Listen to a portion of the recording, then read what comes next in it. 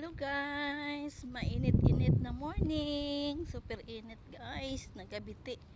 Yan, tingnan mo yung sikat ng araw dito sa amin. Yan, napakalinaw ng langit. Kasi ang init-init, ang ihip ng hangin, napakainit na rin. Yan, naka-jacket tayo guys. Naka-jacket tayo para iwas sunog-sunog sa balat. Sa init ng araw. Yan, kanina dito na naman ako galing nagbili ng almusal ni Monra.